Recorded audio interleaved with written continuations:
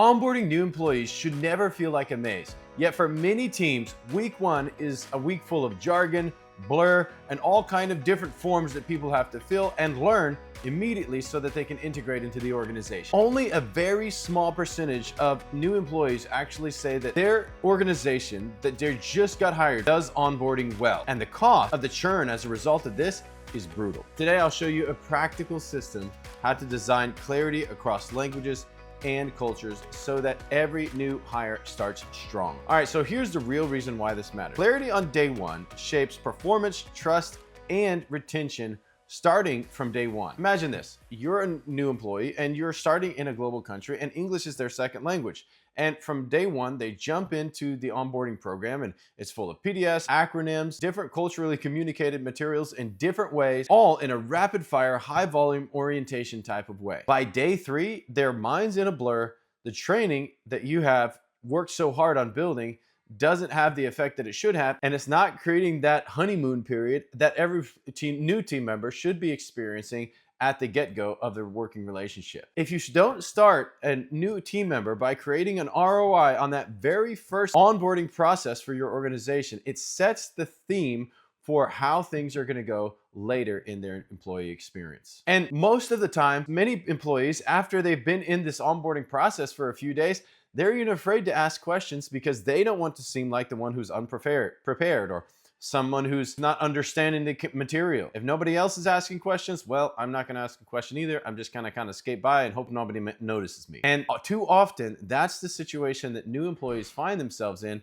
And that type of onboarding is very ineffective and causes problems down the road. So the truth to this onboarding problem is not just about language. It's about the mode, it's about training, it's about the design of the program, and it includes a language component in many cases, as well as that cultural component where information is communicated, but maybe it's not communicated in the way that person from that culture has been accustomed to. And because of that dissidence in their understanding of how the information is received, you may not even be aware that you're communicating in a way that isn't transferring the knowledge the way you need it transferred so that they can perform. And later down the road, we're going to have performance issues because we just didn't even know that there was a problem in how we are training our team. And so it's very important to get this right. I'm Jason Ellinger from TaikaTranslations, and for years, my company has helped teams all around the world with their global integration program, from certified translators to trained interpreters for all types of professional and political environments. We've helped organizations facilitate programs that are culturally aware and that communicate everything that they need to get into the hearts and minds of their team members across many, many, many different languages. If you stick with me to the end, in this episode, you will learn these things. Number one, you'll learn how to map onboarding needs in a multicultural way early and precisely. Number two, I'll go over how to choose the translation and interpretation model for each component of the process. Number three, we're going to engineer a workflow that works for remote, hybrid, and on-site team. Number four, we're going to layer cultural and accessibility practices to reduce risk and increase trust. And number five, we're going to that rehearse, monitor, and continuously improve stage where we make sure that these programs work over time and make those correct implementations so that the system doesn't break down when a new element or a new technology comes in. By the end, you'll have a clear, repeatable system that you can use next week. That's why we need to fix the mode, not just the message. So here's the real reason why all of this matters. The numbers behind onboarding are too big to ignore. Recent Gallup data shows that only a small fraction of employees say that their organization does a great job bringing new people into the company. Low clarity in week one compounds to low engagement, slower ramp times, and early exits from the organization. Gallup also estimates that replacing a single new employee costs 1/2 to 2 times their annual salary. When onboarding fails, you don't just lose culture. You don't just use a unit of production and a team member. You burn budget, you delay projects, and you cycle back to recruiting. SHRM benchmarking puts the average cost of hire into the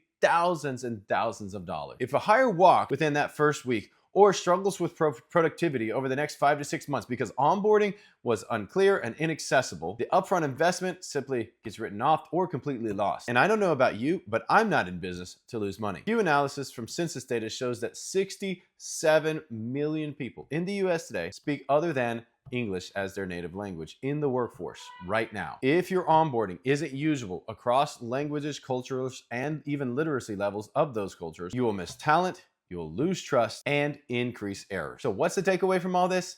It's that onboarding clarity changes real outcomes: engagement, safety, compliance, productivity. If we solve all of these things, so much of the rest of it gets much, much easier. So, what is actually getting in the way? The first thing is late planning. Teams wait till week 1 before they start the process of translating forms, books, notations, slides, or adapting those to the new culture from which they are hiring a person. This creates rust project, higher fees, inconsistent terminology, and many preventable mistakes. The first order of business is to not do this. Start your planning early and plan accordingly so that you have time to process all the material onboarding your new team members who are from a different culture. All right, second is wrong modality. So this is large group presentations run with slideshows and a really rapid fire delivery. And maybe the team even books consecutive interpretation instead of simultaneous interpretation. The flow breaks, time doubles, and learners completely tune out. Third thing,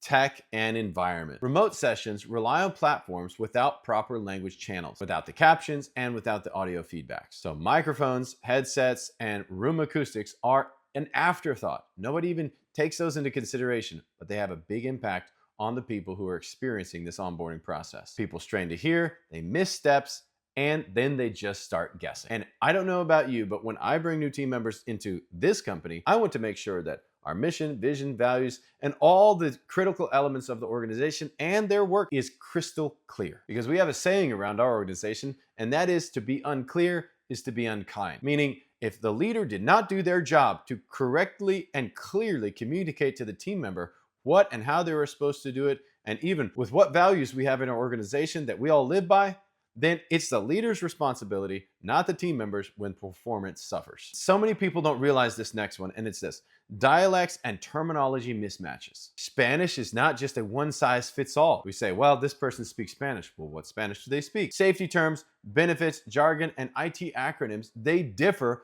among the different regional vocabulary for those speakers of those languages. Some words mean completely opposite things if they're simply from a different area of the world. Without a glossary and a style guide, you get confusion, or worse, risky interpretation. And in my organization, we're doing everything possible to mitigate risk. So you don't want to be a producer of your own risk within the organization simply because you don't have correct terminology and you miss the dialect that your new team members have as they integrate into your company. Now, this one is a big one, guys, and it's cultural gaps. So many people, they look at other people and they're like, well, these are just people. And so they communicate on the exact same way with the same mannerisms that we do. Tone and hierarchy norms, they vary vastly among cultures around the world. A Q&A might feel like an unsafe place for them to actually ask questions, whereas for other cultures, it's completely acceptable and normal. New hires, they may be sitting there nodding in agreement to try to be respectful, but they leave completely unsure as to actually what they were supposed to do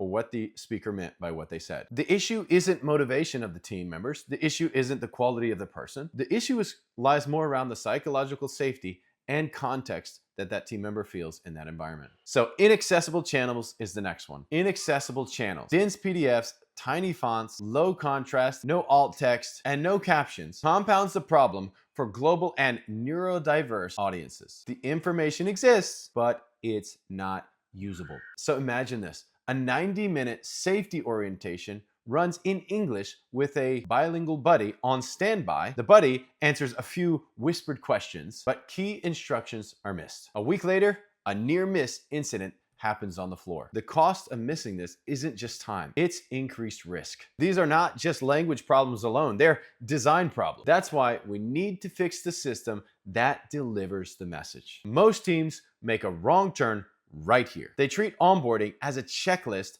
not a human transition. So the first problem is transactional communication. Here's the form, here's the video, and sign this indicating that you understood everything. And they assume that comprehension or their signature on that page equals compliance. And it completely skips discovery, verification, and context. New hires may comply, but not completely understand. And another mistake is this: over-reliance on raw machine translation on high-stakes content. Machine output is getting much, much better, but policies, safety instructions, and benefit programs require the review of a human. One ambiguous sentence or phrasing or mispunctuation creates a real liability. Underscoping of language support is incredibly common. Teams assume that one interpreter can cover every session in the orientation, whether it's IT, whether it's HR, whether it's benefits, whether it's marketing, and they think that one interpreter can deal with all of this efficiently and effectively. And that's just not the case. Or that one interpreter understands and can communicate in all dialects of a language. Or that one translated deck covers their safety compliance, covers their IT and HR and their legal. And the truth is, it rarely does. And finally, not having a backup plan in case the platform fails, technology doesn't work, an interpreter drops out because they got sick, file or file formatting breaks, and the entire day derails simply because of issues that could have been avoided. People in that scenario remember the chaos more than the content. The fix isn't just more words, it's relational design, early discovery, the right modality for the right moment, technology discipline, and a clear feedback loop. Let's replace all of that with something that actually works. First, early discovery. Early discovery means ask about languages, dialects, regions that these new team members are from, literacy preferences, and any access needs before day one of orientation. Map the moments that matter most throughout the process. Offer pre-onboarding, first day, week 2, and name the modality for each step in the process. Getting the right modality correct. Simultaneous interpretation for fast-paced orientations. Consecutive interpretation for one-on-one meetings and complex Q&A environments. Whispered or huddled mode for small groups in the organization during orientation. And written translation of forms and guides. Captions for the videos and easy channel choices for follow-up. Terminology discipline. This is the next big one. Build a simple glossary and style guide for critical terms. Terms like benefits, safety, timekeeping, IT, and acronyms. Align the translators and interpreters and presenters so the same words mean the same thing. All this has to be done in advance in preparation for great onboarding. Now, this is a big one that most people don't even realize exists, but it's called cultural humility. Use clear, plain language. Explain norms explicitly. Explain how to ask for help, who to contact, what good questions actually sound like, and when all of those things are appropriate. Leave some space in the orientation for silent reflection and make sure there's time for anonymous Q&A sessions. And I know this may sound weird to some people, but it is really a thing in a global environment. And if you don't consider these aspects of a multicultural world that we all live in now, then you're going to create barriers and roadblocks for yourself down the road. Now, you can't miss this step. Do a rehearsal and tech check before you ever start the orientation process. Do a 24 to 48 hour pre-flight check. Test the mics, test the slides, make sure the interpretation channels are good, the interpreters are set up, make sure the captions and the backup links are all working and that you have backups for each section where required. Make sure that you've delivered all the language content to the professionals early and not mid-process or somewhere while things are happening where you can't actually go back and review and have conversation. And we can't mention all of these things without talking about confidentiality. Treat personal data, HR files, and onboarding questions with privacy in mind. Because sometimes people are incredibly embarrassed to ask questions in front of others or to let others know that they actually had those questions. And that starts to create a rift from the beginning for the relationships between your team members. Use secure platforms and have your language partners sign those appropriate agreements. Clarity is not just a feature. It's part of your operating system to build trust, and organizations grow at the speed of trust. Now, let's make all this practical. If you've stuck with me by now, thank you very much, and I applaud you for that. I know that this video is a little bit of a grind, and these elements are so important that we wanted to make sure that we delivered just comprehensively so that we could help somebody out there who's working through the process and they can get it right just from being able to watch the content from this video. All right, so let's make it practical. Here are 5 things that you can do to onboard new multilingual employees well. Number 1 is defining needs early and precisely. So what is this? Build a simple language access plan for onboarding before the team members even accept the offer. If you know where you're hiring team members from, and you should if you're going through the hiring process, then this should be a consideration as you, the hirer, the organization, are considering hiring that team member from that locale. In this early needs definition, you need to list the languages, list the dialects, list the modality per session that we talked about earlier, and decide what gets translated and when. So why does any of this matter? Because you prevent last-minute scrambling, reduce reworking stuff, and set realistic timelines. When you choose the correct modality early, you don't force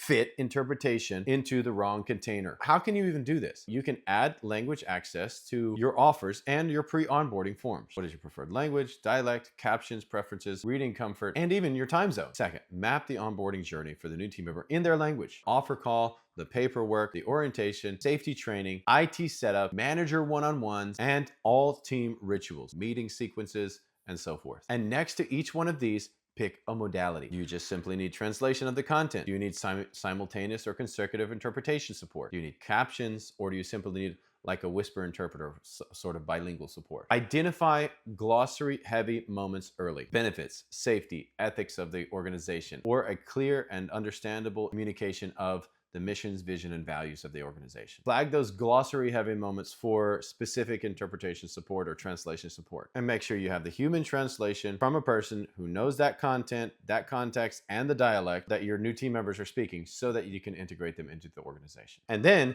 make sure that you have that content to the interpreter who's going to be assisting during the orientation process, so that all the material is clear, understood, and creates bridges across cultural barriers. Now, the next thing we do is decide on the channel. Is this an on-site team member? Is this a remote session? Is this a hybrid session? Confirm all the platforms with the language channels and the live captions for those sessions. And the last but not least is set a calendar. When are files shared for translation? When are slides shared with the interpreters? When are glossaries shared? And when do the tech checks happen? Share it with all the managers and the presenters involved in the process. All right, so imagine this. You're onboarding and hiring 25 warehouse employees. Many of them are speakers of Spanish and Vietnamese. Your plan sets simultaneous interpretation for the 60-minute orientation session. You have translated printouts for safety protocols and procedures, and bilingual office hours on WhatsApp for follow-up questions. And on day one, no one wonders where they're supposed to ask anything or how they're supposed to listen. A clear plan beats a heroic rescue every time. That is why we need to pick the right specialist, and that's next. All right, so selecting the right specialist. This is big item number 2. So what is this? You match the right language professionals, translators, interpreters, and captioners to the content, context, and onboarding moments. Domain expertise is non-negotiable here. Benefits, safety, IT, and HR require different vocabulary to communicate across culture and values. The wrong fit leads to confusion and risk. So how do we do this? For written materials, use qualified translators with HR, IT, and safety background. And you can ask them for short terminology samples to ensure tone, style, and accuracy, that know the topic and the platform. Are you using Zoom, Teams, or some other on-site equipment? And you need to confirm dialect fit and industry experience. So before the session, you need to do a 10-minute test call, check audio, terminology, and pace. Share the slides, get the agenda, make sure the glossaries are all shared across all of these presenters and delivery components well in advance. Confirm confidentiality of all of that content and any personal information shared using a secure file transfer. Have the NDAs in place where appropriate to make sure that none of the personal information is shared where it shouldn't be. And for repeated cycles, create a repeatable bench of specialists. Continuity reduces ramp time and improves consistency, building trust. So imagine this. So you're running a benefits overview with a very complex health plan terminology. You book an interpreter who's experienced in HR and brief them 2 days early with a glossary. During the Q&A, they anticipate the terms and keep track of all the pace. And once in a while, they stop as the person is delivering the content and they say, "One moment, I need to explain this further because in this culture, it's going to be hard for this person to understand this concept." And so they take and understand that, and then they continue on the journey. No one gets lost on the investments, the deductibles, the copay, the tax withholdings, or any of the others. So that's what selecting the right specialist looks like. And selecting the right partner like TaikaTranslations to help you with this process is one of the easiest ways that you can accomplish this. We've been doing this for many years and have a lot of experience understanding workflows, different clientele, big and small orientation clients, large and small company projects, and the environments and modality required for each. So reach out to TaikaTranslations.com and we can help you with this process. Now, engineering the workflow. Create the run of show, file formats, tech stack, and backup so the message arrives clearly on-site, remote, or even in the hybrid format. Poor logistics wreck the best of content. Smooth tech, clean audio, and usable files make the difference between "I think I got it," "I think I'm kind of ready," or "I'm ready to rock." So how do we do all of this? First, run of show. Start with this. List each segment with the start and end time. List the speakers and the language channels and interaction points with the polls and QA and the breakout room. Second, provide the source files, not just the PDFs. Share editable slides with the translators early so that they can maintain the file layout across the language barriers. Export slides in accessible formats with alt text. Next, platform. Enable language channels, live captions, and recording. Test the interpreter handoff. Dual audio feeds and audience instruction. After that, we move to equipment. Use external mics, headsets for interpreters, and quiet rooms. Avoid all speakerphone audio and echoey spaces. Now, for backup. You can do all that well and miss this part, and the entire plan can crumble. Now listen, having backup system prepared. Prepare a secondary meeting link. Plan A doesn't work, we immediately move to plan B, and it's just a seamless forward-moving process. Backup interpreter, offline copies of slides, and a phone bridge. Share a quick plan B with all your facilitators. If you do this and all the first part fails and you're able to seamlessly move into plan B, it is the most impressive manifestation of organizational efficiency and excellence that you'll ever imagine. Since even when it's plan B instead of plan A. So imagine this, your orientation is hybrid. You have 15 people on site and 20 remote team members coming on board. You assign a producer to manage language channels and monitor the captions. Interpreters get clean audio feeds. And when the main projector fails or the light bulb burns out, you switch to a backup link in 30 seconds. The session continues without losing the room and all the momentum created to that point. A great workflow turns intention into an experience. Now, next, we add the layer that builds respect and usability, the cultural and accessible layer. Design onboarding for real people from different cultures, different literacy levels, and different abilities. You use plain language, inclusive visuals, and accessible formats. When people feel respected and can actually use the content, they engage, ask questions, and follow through. Accessibility reduces errors and makes training stick. Now, how do we do this? Plain language. Aim for short sentences and simple words. Keep acronyms to a minimum and make sure that you always define them at the beginning. Create visual clarity. High contrast, large fonts, and clean layouts. It sounds simple, but so many people miss it. Add alt text images and avoid color-only cues. For captions, enable live captions during sessions and add captions to recorded videos. Offer transcripts for key modules. So we all have seen movies come out and been watching on the screen, and we hear the guy say something and we read the captions and it says something completely different. Be careful when you're making your training content, if you're just using the live ones, that afterwards you send the video to a professional like TaikaTranslations.com and we create those captions for you, embed them into the video, and you have a perfect, beautiful example of an accessible document. Cultural cues, this is a big one for multicultural, multilingual environments. Explain norms explicitly. You need to be more clear than you think you do. You need to explain how that they can ask for help in an unshaming way. You have to communicate their expected response times and the meeting etiquette. If you don't explain these things, you might be frustrated why people are doing the opposite, and it's simply because the organization never delivered that appropriately during onboarding. And you can provide anonymous ways to ask questions where required. Always a very helpful element of this part of the process. All right, so the channel choice. Offer mobile-friendly options. So what are mobile-friendly options? Something like SMS or WhatsApp or Google Meets for follow-up meetings. Not everyone lives in their email. And so the last but not least is this, accessibility standard. Make sure you align all of your digital materials with widely recognized accessible guidelines where practical. So imagine this, your safety deck used to be this super dense text. You redesign it with one instruction per slide, clear diagrams, and captions. During the session, you pause after each section for typed questions, anonymous if needed. You see more targeted questions about the content and fewer mistakes on the floor. All right, so we're moving to the fifth and final element of this process. If you've been with me this far, I applaud you, and I hope that you're learning something very valuable that you can take and launch into your organization in this section. Because if you do these things, you will genuinely make people's lives better. And for me, that makes all the difference. And that's even what leading is all about. So the last but not least element is Rehearse, monitor, and post-event improvement. Treat onboarding like a production. Pre-flight checks, live monitoring, and quick after-action reviews. Those all improve the next event cycle. Most onboarding is very repeatable. A few tweaks after round 1 and round 2 compound into faster on-ramp times and higher satisfaction over the long term. All right, so here's a quick rundown of how to do it. Pre-flight, 24 to 48 hour run through. Run through the agenda, test the interpretation and the captions, and confirm backup plans. Share the glossary and the slide with the whole crew at this stage, and make sure there's a process in place for this to happen. Afterwards, check how that process went to make sure everyone followed protocol and that every step worked. Something's out, revisit that person, that responsibility, or that team member, to make sure that all of those are in place and in check for the next time around. Now, during the actual session, assign a producer to watch the language channel, to watch the chats and the captions. Keep a back channel with interpreters to clarify terms in real time. After the event, make sure you collect feedback from the new hires, from all the managers, and from the language professionals involved in the process. Ask these 3 questions. What was confusing and confused the participants? What took too long? What will we improve the next time around? With metrics, you need to track these things. Time to proficiency markers. First ticket closed, first operation, first client call, the completion rates for the training, and all the questions asked. Watch for improvements over time.